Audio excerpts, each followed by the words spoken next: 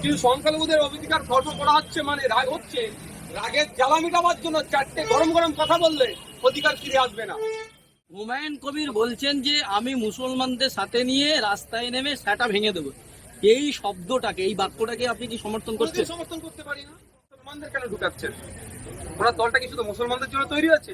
আমার যতটুকু জানা মতে ভারতবর্ষে এমন কোন রাজনৈতিক দলকে election commission of India registration দেয় না কোনো একটা নির্দিষ্ট ধর্ম বর্ণ জাতের জন্য, ধর্মের জন্য যদি তৈরি হয়। অনেক আগে আমি এই ধরনের বক্তব্যের বিরোধিতা করেছি। আমি কোনোদিন অফেন্সিভ বক্তব্য দিইনি, আর কোনো বক্তব্যকে আমি প্রমোট করিনি বা তাকে সমর্থন জানাইনি। হুমায়ুন কবির বলছেন যে সংখ্যালঘুদের মানে অধিকার খর্ব করা হচ্ছে, এই ব্যাপারে কি বলবেন? এটা দ্বিমত হওয়ার কোনো জায়গায় না। কিন্তু সংখ্যালঘুদের অধিকার খর্ব করা হচ্ছে, মানে রাগ হচ্ছে, রাগের জ্বালা মেটাবার জন্য চারটে গরম গরম কথা বললে অধিকার ফিরে আসবে না।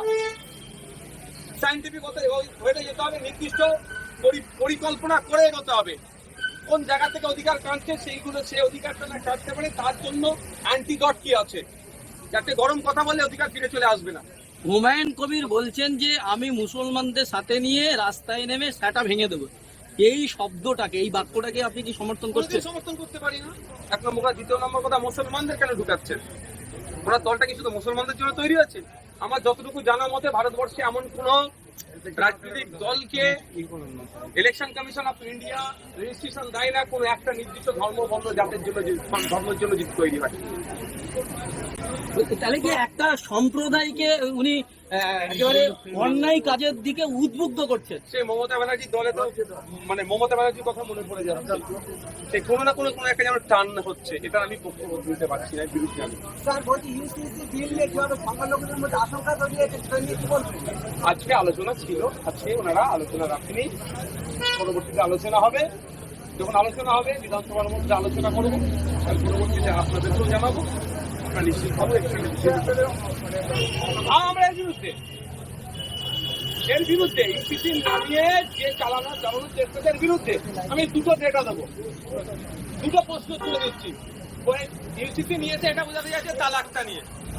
অলরেডি 2017 সালে সুপ্রিম কোর্ট ইনস্ট্যান্ট 3 তালাককে ব্যান করেছে। আবার ইউসিসির প্রয়োজন কি? তারপরেও বলছি, ভারত সরকারের কাছে এমন কোন সরকারি তথ্য আছে দেখাতে পারবে তালাকের উপরে? তাকে দিতে বলুন। আর দ্বিতীয় কথা হচ্ছে বহু বিবাহ।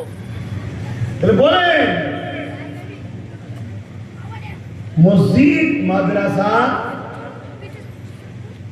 এখনো বা নামাজ রোজা দান খায়রাত ভালো কাজ, ইমানদার যদি এই কাজ করে তবে নেকি হবে। আর না হয় ইমান যদি না থাকে, যেমন এবারে দেখছিলাম টিএমসির একটা মহিলা ক্যান্ডিডেট নামাজ পড়তে ঢুকেছে, দেখেছেন কি? আরে কারা দেখেছেন? হাত থেকে সাক্ষী জান না রে বাবা, অনেক কটা সাক্ষী দেখেছেন। তাহলে ভালো কাজ করতেছে নাকি? কি হচ্ছে সমাজে বুঝতে পারছেন? বললি তো বলবে আব্বাস সিদ্দিকী জলসায় গিয়ে রাজনীতি করে। কিছু মুনাফিকরাম আছে না? নাই কথা বলেন। আমার তো সন্দেহ হয় এদের ঘোড়াতে গন্ডগোল আছে। ঘোড়া বোঝেন, মূল জায়গাতে গন্ডগোল হয়ে গেছে। না হয় রাজনীতির নামে আমার ধর্মকে মেটানো হচ্ছে, তখন তোদের বুকে ব্যথা হয়নি। আর আমি ধর্মের স্বার্থে যা সব রাজনীতির নেতারা ধর্ম বিরোধী করছে, তাদের বিরোধী করি, তখন আমার উপরে আঘাত হচ্ছে। তাহলে সেই সব মুসলমানদের আমার তো সন্দেহ হচ্ছে এদের গন্ডগোলটা গুড়াতে হয়ে গেছে। যখন মূল জায়গা, সেখানে তো দোয়া দরুদ করতে হয় নাকি? না দোয়া দরুদ ছাড়াই হয়? আরে কথা বলবেন না তো, শরিয়াতের নিয়ম আছে তো নাকি? হ্যাঁ, 4-5টা ছেলে হয়ে গেছে, বড় গোসল করতে পারে না। সে সমাজ কি হবে বলেন?